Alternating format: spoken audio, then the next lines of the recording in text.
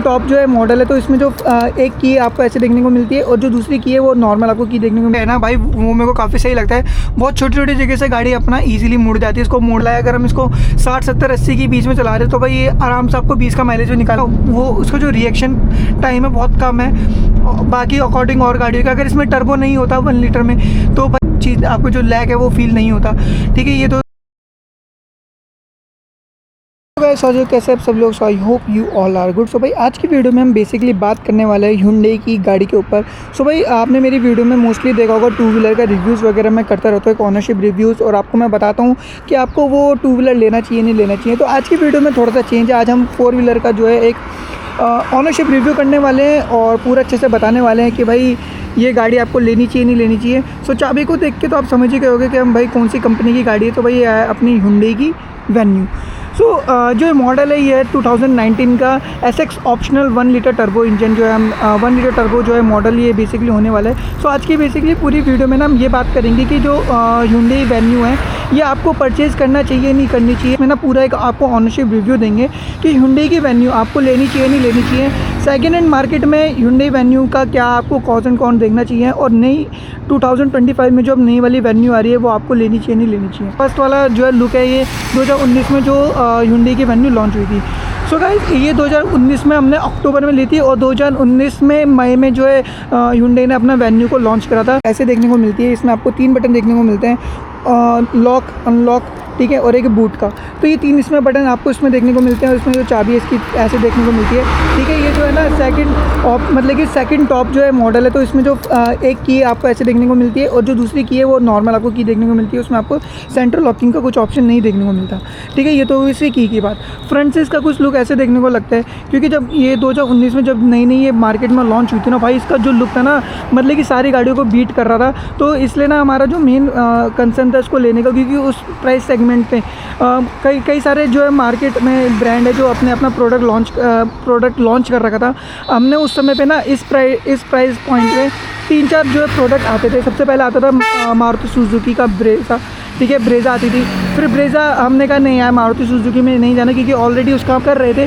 तो हमने कहा नहीं किसी और पे हम चेंज करते हैं। तो हमने देखा था Hyundai की वेन्यू। फिर हमने कहा यार वेन्यू भी नई लॉन्च हुई है, पता नहीं मार्केट में इसके प्रोडक्ट मिलेंगे नहीं मिलेंगे, मतलब कि जो इसके स्पेयर पार्ट्स हैं अवेलेबल होंगे नहीं होंगे। फिर हमने कहा नहीं भाई इसको हटा दिया हमने लिस्ट में से। फिर हम गए थे सेकंड हम फोर्ड की इको स्पोर्ट देखने के लिए। तो इको स्पोर्ट पे भाई हमारा लास्ट में डील हो गई थी। फिर किसी कारण से हमने जो डील को कैंसिल कर दिया, कुछ डिस्काउंट का कुछ इशू था उसमें, इसलिए हमने उसको कैंसिल कर दिया। तो हम लास्ट में हम गए अपना Hyundai वेन्यू के ऊपर।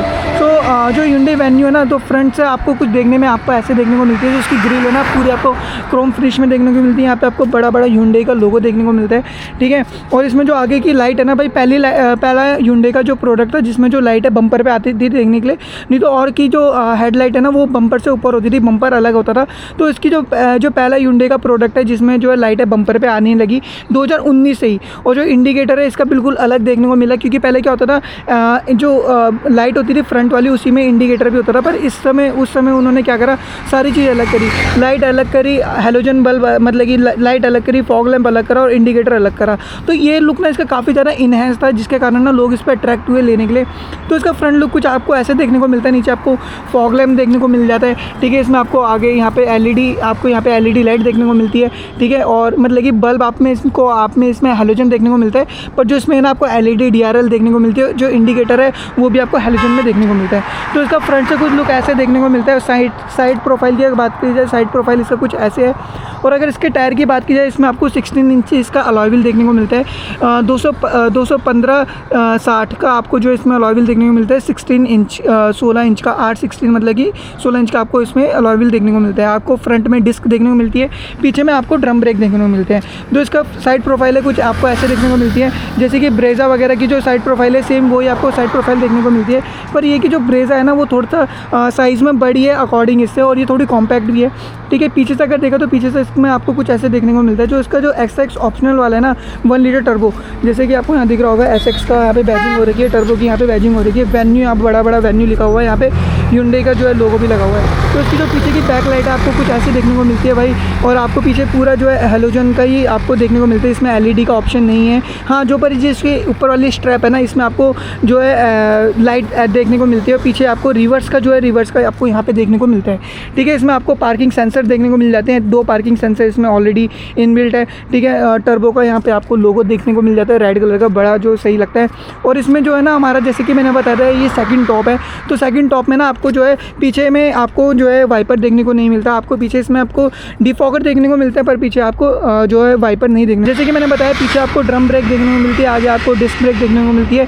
तो ये 1 लीटर टर्बो है, ये पेट्रोल में जो है आता है, इसमें डीजल में भी आता है 1 लीटर में, डीजल डीजल में नहीं आता 1 लीटर टर्बो, सिर्फ आपको पेट्रोल में देखने को मिलता है। हालांकि अगर बात की जाए ना तो गाइस उस टाइम पे जो ये प्रोडक्ट Hyundai ने लॉन्च किया था ना भाई, काफ़ी ज़्यादा ना आई कैची ये प्रोडक्ट था, क्योंकि मार्केट में नया नया जो प्रोडक्ट लॉन्च हुआ था।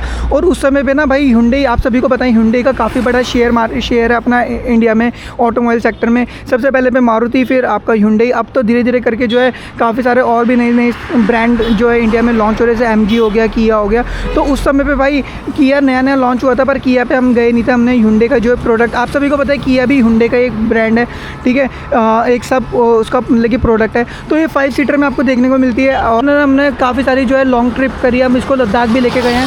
तो बूट स्पेस इनफ है, आपको काफ़ी अच्छा मतलब कि इसमें बूट स्पेस देखने को मिलता है। और अगर स्पेयर व्हील की बात की जाए, जो इसमें स्पेयर व्हील है वो आपको भाई अलॉय में देखने को नहीं मिलता, वो भाई नॉर्मल रिम इसमें आपको देखने को मिलता है, ठीक है। सो भाई अभी आ गए हम गाड़ी के अंदर। सो गाड़ी के अंदर का कुछ लुक जो है आपको ऐसे देखने को मिलता है, मतलब कि ना आप अगर आप फर्स्ट टाइम अगर आप Hyundai की वेन्यू के अंदर बैठोगे ना, तो इसका जो इंटीरियर है ना भाई काफ़ी ज़्यादा आई कैचिंग है। अगर आप कंपेयर करोगे किसी और से, तो भाई इसका मेरे को बाकी अकॉर्डिंग औरों से ना बहुत अच्छा लगा। अगर मैं बात की जाए मारुति की, तो भाई मारुति का जो है ना कंसोल, जो सामने का जो पूरा इंस्ट्रूमेंट क्लस्टर है, वो इतना आई कैचिंग सा नहीं लगता, नॉर्मल सा लगता है, बिल्कुल बेसिक सा लगता है, ठीक है। अगर आप फोर्ड की बात की जाए तो फोर्ड का भी भाई नॉर्मल सा है, कुछ ऐसा है, उसमें कुछ यूनिक सा कुछ दिखता नहीं है। सो बात की जाए इसमें, तो भाई जैसे कि मैंने बताया आपको ये सेकंड टॉप जो है मॉडल है। सो इसमें आपको फ्रंट में सबसे पहले स्टीयरिंग में आपको यहाँ पे काफ़ी सारे जो है इंस्ट्रूमेंट क्लस्टर, मतलब कि काफ़ी सारे आपको जो है यहाँ पे देखने को मिलता है। सबसे पहले यहाँ पे क्रूज़ है, ठीक है, यहाँ से आप क्रूज़ पे आप गाड़ी को चला सकते हो, यहाँ से आप अप डाउन कर सकते हो स्पीड वगैरह। यहाँ से क्रूज़ को हटाने के लिए कैंसिल बटन दे रखा है। यहाँ पे मोड्स दे रखे हैं ऑडियो से रिलेटेड, अगर आपको कुछ ऑडियो पे कमांड करना है, गूगल पे कुछ अगर आपको करना है, तो इसमें आपको कार प्ले मिलता है, ठीक है। इसमें आपको ऑटो कार प्ले मिलता है, पर वो आगे आपका जो कार प्ले वगैरह प्ले होगा, ठीक है। यहाँ पे आपको वॉइस कंट्रोल, वॉइस कमांड वाला मिलता है। यहाँ पे आपको वॉल्यूम ऑफ ऑन का आपको सबसे पहले यहाँ पे देख जाता है RPM का। अगर हम यहाँ देंगे RPM, भाई इसका ये सबसे बढ़िया लगता है मेरे को। एक तो इसमें टर्बो लगा हुआ है, दूसरा भाई ये इसकी स्पीडोमीटर है, 220 तो लिखा हुआ है, पर हमने कभी इसको 220 चलाई नहीं है। हाँ 180 तक हम इसको लेके गए हैं, 180 तक बहुत ईजिली चले जाती है। यहाँ पे आपको दिख जाता है कि भाई गाड़ी का फ्यूल इंडिकेशन, ठीक है, कितना फ्यूल है, और टेम्परेचर वगैरह का। यहाँ पे अगर मैं आपको दिखाऊँ तो अभी तक हमारी जो गाड़ी है 41,000 चल चुकी है, 41,845 किलोमीटर जो गाड़ी अपनी रन हो गई है।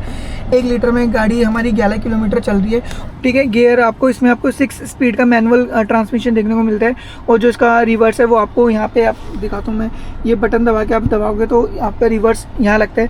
सो ये इसका कुछ, और ये इसका हैंड ब्रेक हो गया। तो इसका कुछ मतलब कि जो फ्रंट है आपको कुछ ऐसे देखने को मिलता है। और सबसे बेस्ट चीज़ मेरे को इसका ये लगता है कि भाई इसमें आपको सनरूफ देखने को मिलती है। ये सनरूफ वाला ऑप्शन है, यहाँ से आप बटन दबाओगे तो भाई अपनी सनरूफ जो है ओपन हो जाएगी। तो अभी ओपन नहीं करनी, धूप आ रही है, ठीक है। यहाँ पे आपको लाइट का देखने को मिलता है, ये लाइट का हो गया। तो ये कुछ अपना फ्रंट का जो आपको कुछ ऐसा देखने को मिलता है। अब चलते हैं रियर में दिखाता हूँ मैं आपको क्या क्या चीज़ देखने को मिलती है। सो गाइस ये इसकी सेकंड रो। तो भाई सेकंड रो भी ना, इसका जो सिटिंग पोजीशन है मेरे को काफ़ी सही लगती है। इसमें हम ऑलरेडी 5 जने बैठ के काफ़ी लंबी हमने जो है इसमें ट्रैवलिंग कर रखी है।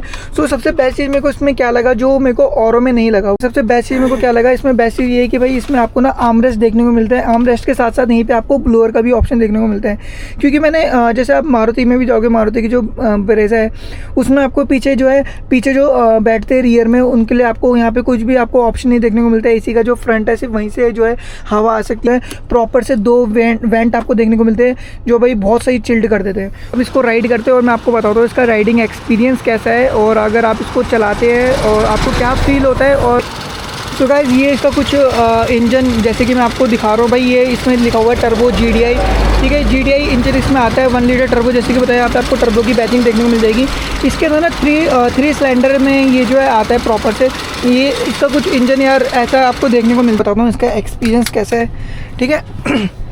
जो बेसिकली आज की जो वीडियो बनाने का मेन कंसर्न था ना, वो ये था कि आप सभी को बताना कि 2025 में आपको Hyundai की वेन्यू लेनी चाहिए नहीं लेनी चाहिए। मेरे को इसको चलाते हुए पूरा हो गया है इसको 5 साल। तो भाई 5 साल का हमारा ऑनरशिप रिव्यू कैसा रहा, सर्विस को लेकर के और भी बाकी सारी चीज़ों को लेकर के कैसा रहा, वो भी मैं आपको जो है राइडिंग में पूरा अच्छे से समझाऊंगा।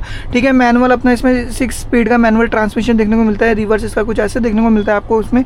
ठीक है, और पूरी जो स्क्रीन है आपको पूरा ऐसे टच स्क्रीन में आपको देखने को मिलता है। आपको कुछ भी जो है बटन वगैरह पुश नहीं करना। हाँ, अगर आपको एसी वगैरह चलाना है तो आप यहाँ से इसको कर सकते हो। ब्लोअर थोड़ा कम कर देते हैं ताकि आवाज़ कम आए। सो गाइस, अब यहाँ से हमको पहले हाईवे पे लेना पड़ेगा।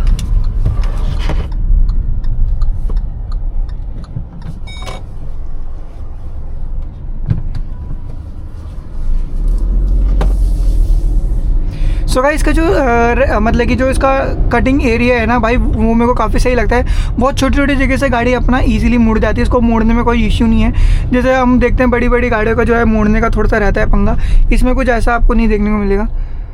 कि इंजन की ग्रॉलिंग है ना भाई, क्या नेक्स्ट लेवल है। मतलब कि जो टर्बो का जो आवाज़ आती है ना, फील जो आती है भाई, खतरनाक वाली आती है। मैं आपको बताता हूँ कि आपको Hyundai की वेन्यू क्यों लेनी चाहिए। ठीक है, आपको इसके कुछ जो है बेस्ट जो फीचर्स आपको बताता हूँ। सबसे पहली बात कि जो Hyundai की वेन्यू है ना भाई, ये एक तो मार्केट में बहुत अच्छा प्रोडक्ट है, जो मतलब कि इस प्राइस सेगमेंट में आता है। 12-13 लाख रुपए में भाई आपको इतने सही सारे फीचर्स में काफ़ी सारे फीचर्स जो आपको देखने को मिलते हैं, जो और गाड़ियों में नहीं है। हाँ, अब आने लगे वो अलग है, पर भाई इसमें काफ़ी सारे फीचर्स इसमें आपको देखने को मिलते हैं। और दूसरी सबसे बढ़िया चीज़, आप सभी को पता है Hyundai एक ट्रस्टेड ब्रांड है। उसमें आपको ईजिली जो है सारा मतलब कि प्रोडक्ट्स वगैरह, मतलब कि जो इसके स्पेयर पार्ट्स वगैरह ईजिली मिल जाते हैं, कुछ को छोड़ करके। ये नहीं है सारा बहुत अच्छे से जैसे मारुति है। मारुति के तो भाई गली नुक्कड़ पे आप कहीं पे भी चले जाओ, आपको ईजिली स्पेयर पार्ट सारे ईजिली देखने को मिलते हैं। कुछ भी ले लो आप, उसका चाहे ऑयल फिल्टर हो गया, इंजन ऑयल हो गया, ठीक है, कोई भी छोटा मोटा बोल्ट नट बोल्ट कुछ भी आपको ईजिली कोई भी शॉप पे ईजिली मिल जाएगा। ऐसा नहीं आपको काफ़ी ज़्यादा धक्के खाने पड़ेंगे। ऐसे ही Hyundai के साथ है, Hyundai के भी स्पेयर पार्ट जो सारी जगह ईजिली अवेलेबल हो जाते हैं। ऐसा नहीं है कि आपको नहीं मिलेगा, क्योंकि भाई ट्रस्टेड ब्रांड है और हर कोई जो है इसके स्पेयर पार्ट रखता है। फोर्ड की तरह नहीं है, MG वगैरह का अगर आप स्पेयर पार्ट लेने जाओगे मार्केट में तो आपको नहीं मिलेगा आपको।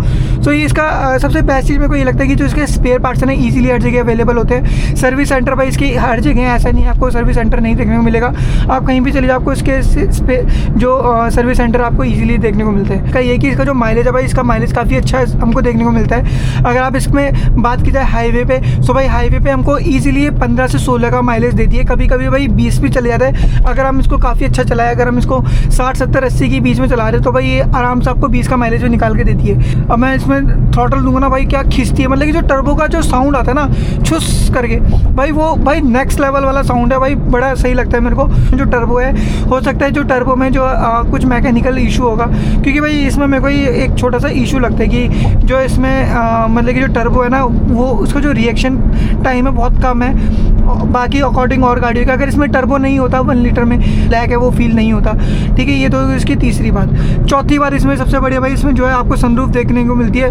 12 लाख के प्राइस पॉइंट पे भाई सनरूफ होना भाई बहुत सही है। पर यार सही बताऊं, सनरूफ दे तो रखिए पर इसका यूज़ भाई बहुत कम होता है कि भाई ईजिली ना आप इसको कहीं भी ले जा सकते हो।